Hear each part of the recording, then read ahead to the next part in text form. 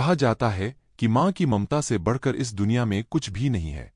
माँ मर सकती है, लेकिन अपने बच्चों को खरोंच तक नहीं आने दे सकती। लेकिन प्यार में अंधी अर्चना ने अपने प्यार के लिए पति के साथ साथ अपने बेटे को भी गला दबाकर मार दिया। अपने ही बच्चे को जान से मारते समय उस माँ की ममता मर गई थी। आज मैं उसी माँ से शैतान बन जाने की सच्ची कहानी आपको बताऊंगा। बने रहिए इस कहानी में और मेरे चैनल को सब्सक्राइब कर लीजिए। सूरज के निकलते ही आसमान में छाई कोहरे की धुंध साफ होने लगी थी। चिड़ियों की मधुर आवाज ने सुबह होने का आभास कराया तो अर्चना की सास बागेश्वरी देवी भी उठ गईं।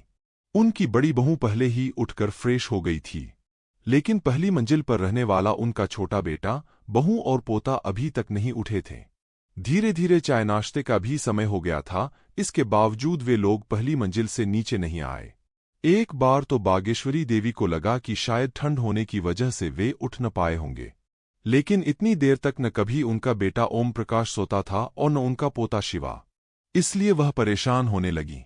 बागेश्वरी देवी अपने परिवार के साथ उत्तर प्रदेश के गोरखपुर जिले की कोतवाली शाहपुर के मोहल्ला अशोकनगर में रहती थीं। उन दिनों मकान की ऊपरी मंजिल पर काम चल रहा था। 8:30 बजते बजते मजदूर काम पर आ गए थे, लेकिन तब तक ऊपर सो रहे लोगों में से कोई नहीं उठा था। मजदूर जैसे ही सीढ़ियां चढ़ते हुए प्रथम तल पर पहुंचे, उन्हें कमरे के अंदर से दरवाजे के जोर जोर से थपथपाने और औरत के चिल्लाने की आवाज सुनाई पड़ी। फिर एक मजदूर ने जल्दी से दरवाजे की बाहर से लगी छिटकिली खोल दी। अंदर से घर की छोटी बहू अर्चना तेजी से बाहर निकली और सीधे सामने वाले कमरे की तरफ भागी। उस कमरे में उसके पति और उसका 4 साल बेटा सोए हुए थे। उसे इस तरह भागकर कमरे में जाते देख मजदूर हैरान रह गए। अर्चना ने जैसे ही दरवाजे पर हाथ रखा, दरवाजा खुल गया। अंदर का दिल दहला देने वाला नजारा देखकर उसके पांव चौखट पर ही जम गए और वह जोर से चीखी। उस कमरे में बेड पर ओम प्रकाश की लाश पड़ी थी। फर्श पर खून ही खून फैला था। उन्हीं के बगल 4 साल के मासूम बेटे शिवा की भी लाश पड़ी थी। दोनों की लाशें देखकर ही अर्चना जोर से चीखी थी। बाप बेटे की लाशें देखकर मजदूरों के भी हाथ पांव फूल गए। अर्चना रोती चीखती नीचे सास बागेश्वरी देवी के पास पहुंची। बहू के मुंह से बेटे और पोते की हत्या की बात सुन उनका पूरा बदन कांपने लगा। घर में रोना पीटना मच गया। दोनों की आवाजें सुनकर पड़ोसी भी आ गए। जैसे जैसे यह खबर मोहल्ले में फैलती गई, लोग बागेश्वरी देवी के घर इकट्ठा होने लगे। बागेश्वरी देवी की बड़ी बहू ने फोन द्वारा इस घटना की सूचना अपने पति राजकुमार को दे दी। वह उत्तर प्रदेश पुलिस में इंस्पेक्टर थे। छोटे भाई और भतीजे की हत्या की बात सुनकर वह भी सन्न रह गए। उन्होंने कोतवाली शाहपुर के प्रभारी आनंद प्रकाश शुक्ला को फोन द्वारा घटना की जानकारी दे दी। उसके बाद इंस्पेक्टर आनंद प्रकाश शुक्ला तुरंत अशोकनगर स्थित राजकुमार यादव के घर पहुंचे।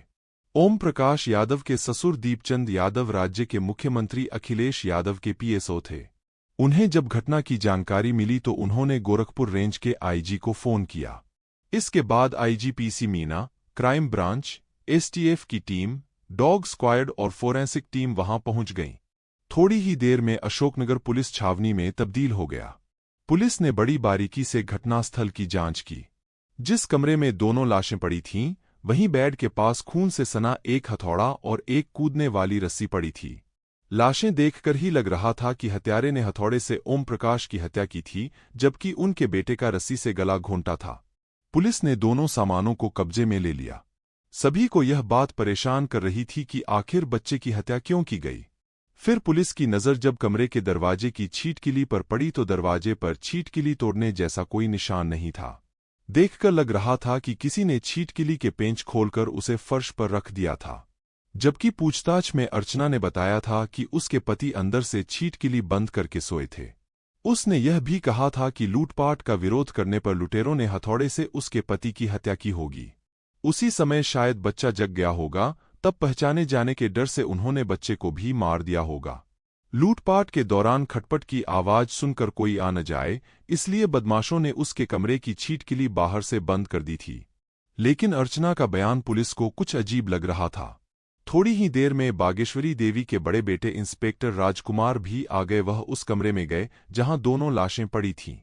उन्होंने भी कमरे का निरीक्षण किया। उन्हें भी साफ लग रहा था कि यह लूट का मामला नहीं है। पुलिस ने घटनास्थल की कार्रवाई पूरी करने के बाद दोनों लाशों को पोस्टमार्टम के लिए भिजवा दिया। मृतक की मां बागेश्वरी देवी की तहरीर पर पुलिस ने अज्ञात के खिलाफ दोनों हत्याओं का मुकदमा दर्ज कर लिया।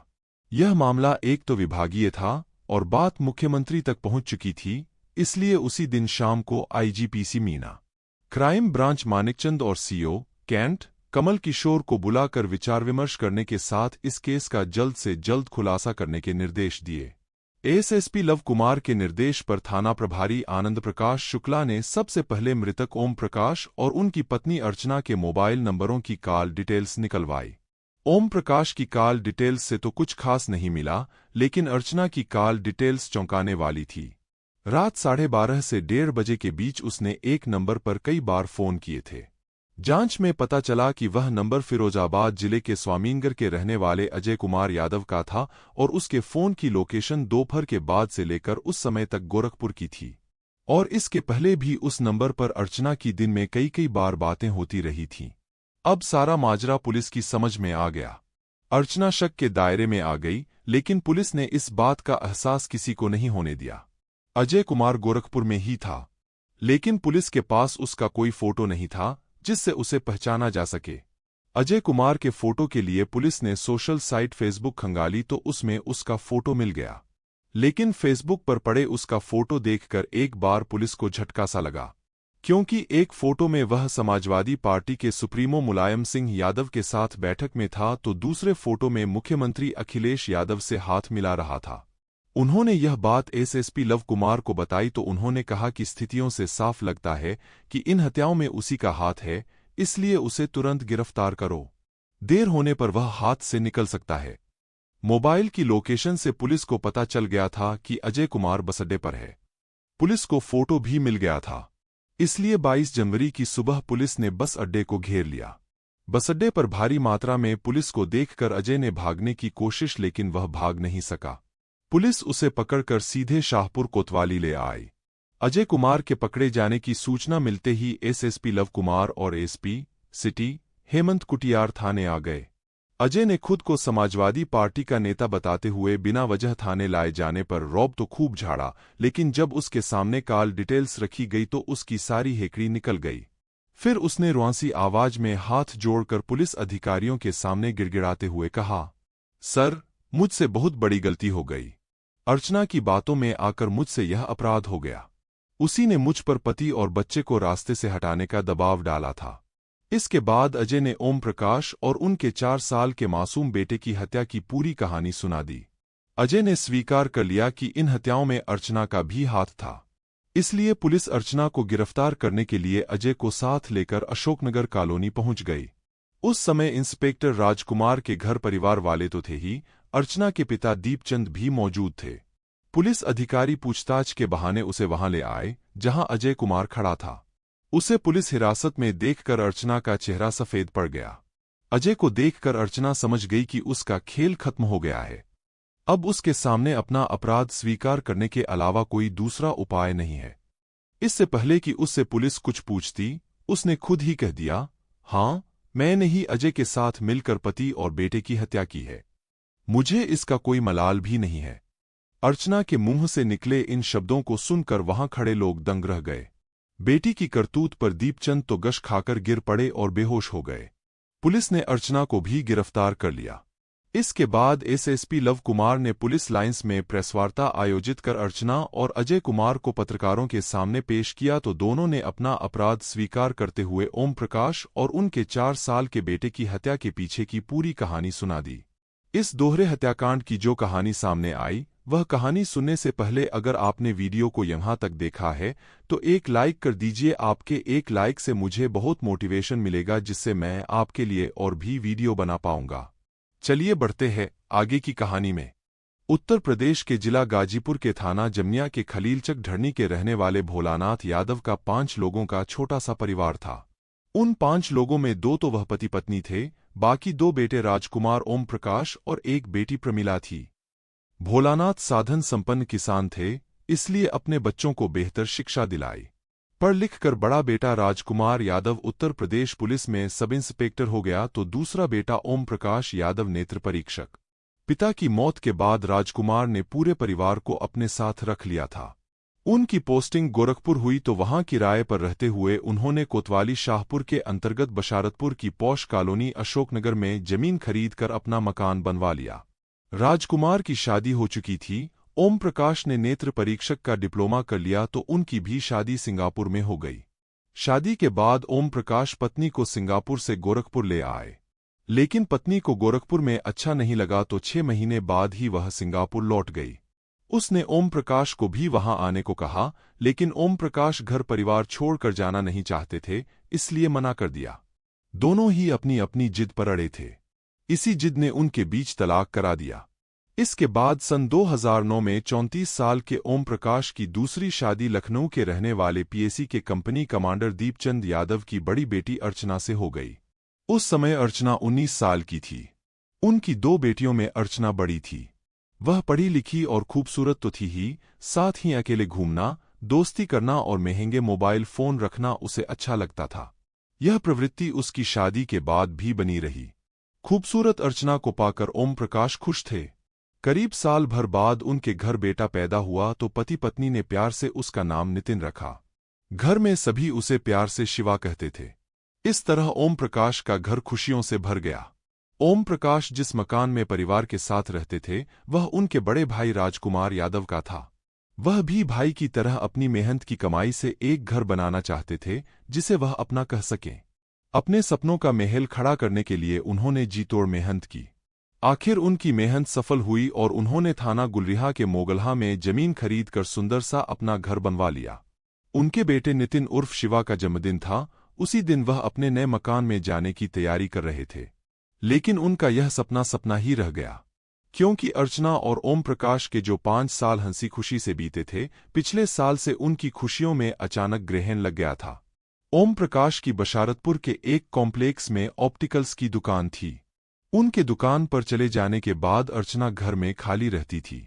बूढ़ी सास बागेश्वरी देवी और जेठानी नीचे के कमरे में रहती थीं, जबकि वह पहली मंजिल पर।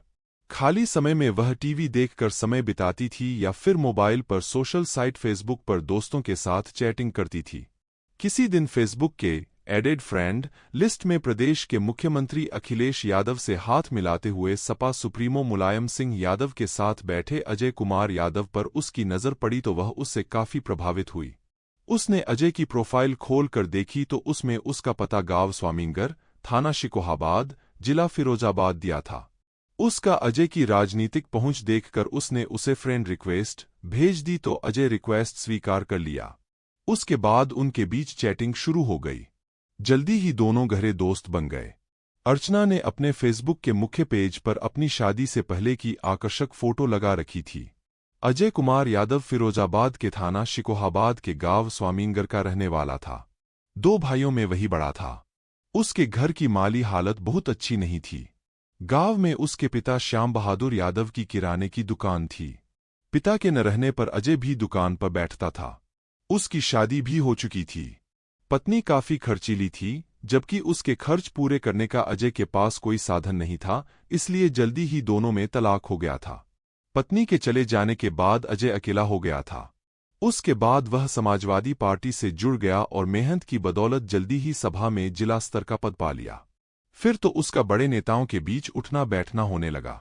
ऐसे में ही उसका फोटो सपा सुप्रीमो मुलायम सिंह यादव और प्रदेश के मुख्यमंत्री अखिलेश यादव के साथ भी खिंच गया, जिसे उसने फेसबुक पर अपलोड कर दिया। इस फोटो को काफी लोगों ने लाइक किया। इसी दौरान अजय ने दूसरी शादी कर ली। दूसरी पत्नी से 2 बच्चे पैदा हुए, लेकिन दूसरी पत्नी से भी उसकी अनबन रहने लगी और वह भी नाराज होकर बच्चों के साथ मायके चली गई। इधर पार्टी विरोधी गतिविधियों की वजह से अजय को पार्टी से निकाल दिया गया, लेकिन उसके उस फोटो को देखकर अर्चना तो उससे प्रभावित हो ही चुकी थी। अजय और अर्चना की दोस्ती होने के बाद उनकी फोन पर भी बातचीत होने लगी थी।